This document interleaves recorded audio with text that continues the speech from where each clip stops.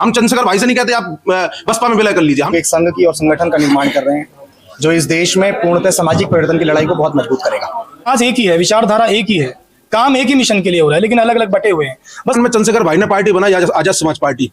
पूरा उत्तर प्रदेश डरा हुआ है इस बात से कि जब दो झंडे हमारे पास आएंगे दो पार्टियों के, तो हम वोट किसको देंगे। हम लोग आज भी जो लड़ाई लड़ रहे हैं वो इसलिए लड़ रहे हैं कि आज भी देश में गैर बराबरियां हैं। सामूहिक रूप से इस विचारधारा को, जो अम्बेडकरवादी विचारधारा है, इसको मजबूत करने की जरूरत है और अलग अलग बटे हुए संगठन पार्टियों के नेताओं को भी। संगठनों से समाज का नुकसान, संगठनों से कभी समाज का नुकसान हुआ, पार्टियों से हुआ है। और मैंने जो शुरुआत की उसकी वजह सिर्फ एक है। नमस्कार, मैं ज्योति यादव और आप देख रहे हैं हिंद समाचार। इस वक्त प्रेस क्लब ऑफ इंडिया में मेरी मौजूदगी है। सीधे तौर पर कैमरामैन जूम इन करके जरा आपको एक बार तस्वीरें दिखा दें तो यहाँ पर क्या कुछ हुआ है वो आपको प्रेस कॉन्फ्रेंस के माध्यम से तो पता चल जाएगा, लेकिन हम अभिषेक जट और उनके साथ जो लोग मौजूद हैं, जिस संगठन की या संघ बनाने की बातचीत की जा रही है, वो क्या कुछ होने वाला है, क्या कुछ कहेंगे अभिषेक? हमने आज की जो प्रेस कॉन्फ्रेंस की उसमें एक घोषणा की है कि आने वाली 23 सितंबर को दिल्ली में एनडीएमसी कन्वेंशन सेंटर में हम लोग एक संघ की और संगठन का निर्माण कर रहे हैं जो इस देश में पूर्णतः सामाजिक परिवर्तन की लड़ाई को बहुत मजबूत करेगा।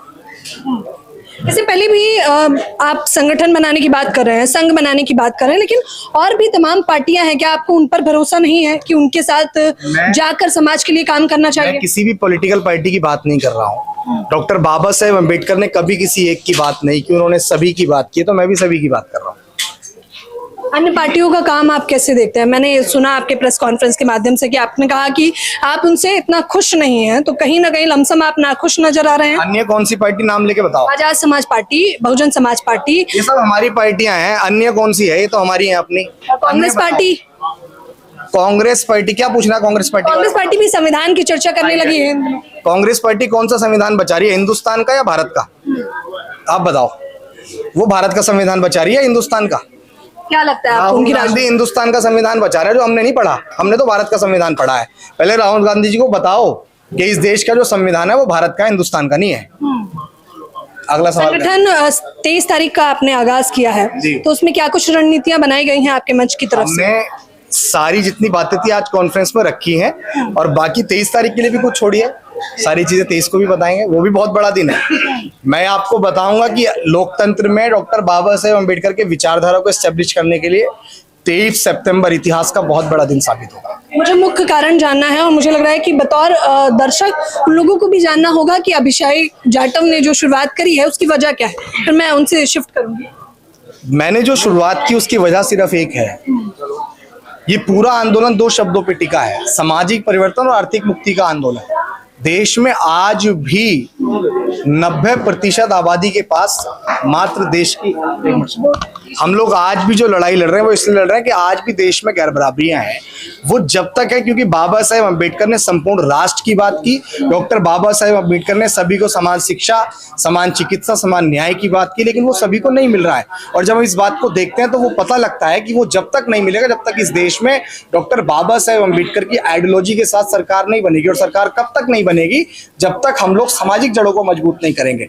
आज सब लोग अपनी अलग अलग पॉलिटिकल पार्टी चला रहे हैं। लोकतंत्र में डॉक्टर बाबा साहेब अम्बेडकर के संविधान ने सबको राइट दिया है, सबको अधिकार है, लेकिन सामाजिक जड़ों को मजबूत करने की लड़ाई भी तो किसी को लड़नी पड़ेगी। हम उस लड़ाई को लड़ने के लिए तैयार हैं। जनता से अगर एक बात रखना चाहें तो वो क्या हो? जनता से बात यह है कि आप सब लोग 23 सितंबर को ज्यादा से ज्यादा संख्या में दिल्ली के एनडीएमसी कन्वेंशन सेंटर जरूर पहुंचिएगा।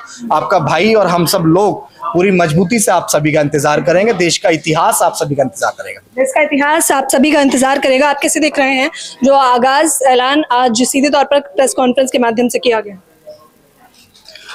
देखिए, अभी तक जितने भी हमारे बहुजन समाज में अम्बेडकरवादी नेता आए हैं और जितने भी संगठन के लीडर आए हैं, उन्होंने अपनी अपनी विचारधारा को एक क्षेत्रीय, राज्य स्तर पर या फिर अपनी व्यक्तिगत विचारधारा के आधार पर भी चीजों को सीमित करने की कोशिश की गई। मुझे ये जानना है, जब आप ये बात कर रहे हैं तो आप किस पार्टी विशेष के लिए कर रहे हैं?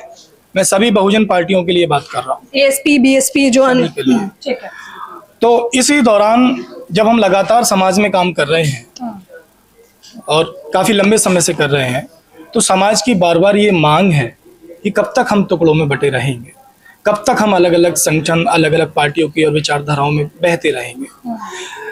बड़े संघर्ष और मेहनत से बड़ी कुर्बानियां देकर के हमारे महापुरुषों ने ये अधिकार हमें दिए हैं।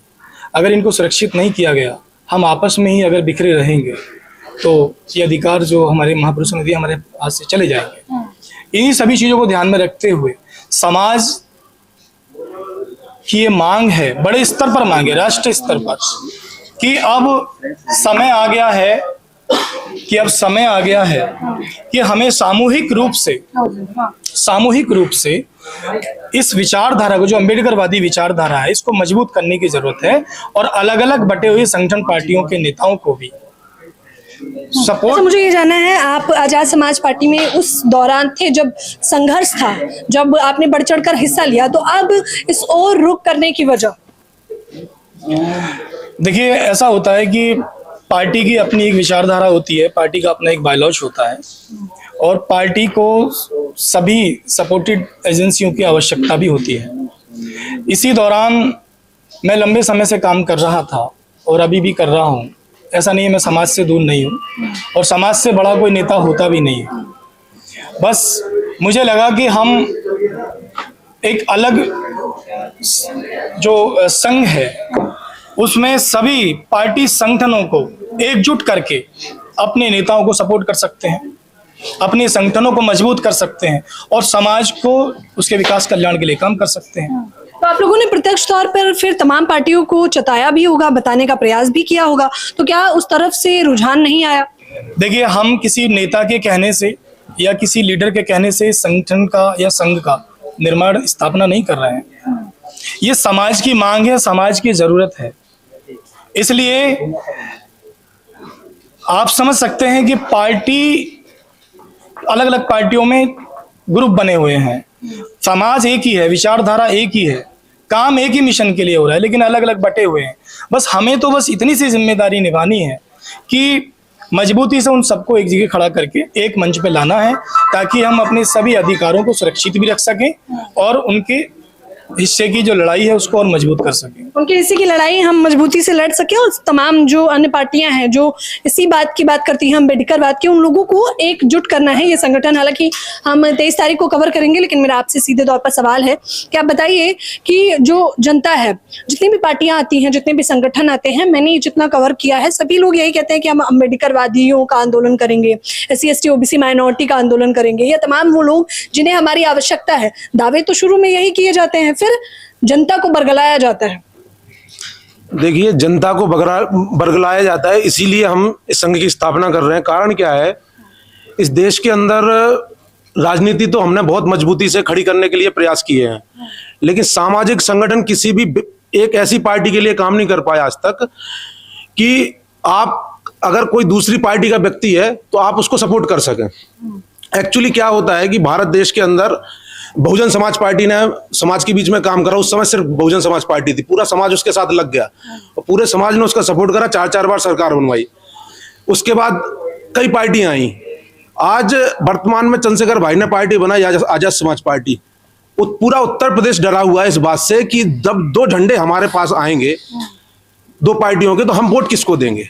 हमने अभिषेक भाई के साथ घूम के पूरे देश में देखा है, ये जो चिंता का विषय है कि युवाओं के बीच में और बुजुर्गों के बीच में जो चिंता का विषय है कि आखिर जब चुनाव आएंगे तो हम वोट किसको देंगे। एक तो दलित समाज को दूसरा व्यक्ति वोट देता नहीं है। जैसे तैसे करके हमने मेहनत की, अम्बेडकरवाद को बढ़ाया, बहुजन समाज को जोड़ा, तो थोड़ा बहुत बहुजन OBC समाज हमसे जुड़ा। लेकिन जब हमारे ही 2 झंडे, नीले झंडे आ जाएंगे तो हम स्वाभाविक है दो भाग में बट जाएंगे। अब बात आती है कि संगठन बनाने से दिक्कत होती है। आप संगठन बनाओगे तो इतने हजारों संगठन, लाखों संगठन चल रहे हैं, तो आप एक और नया संगठन लेके आए। लेकिन आपने तो जवाब में ही मुझे एक सवाल दे दिया। आपने कहा पहले ही जब आप जनता के बीच जाते हैं उत्तर प्रदेश में, तो वो लोग 2 झंडे देख के कंफ्यूज होते हैं, ASP और BSP।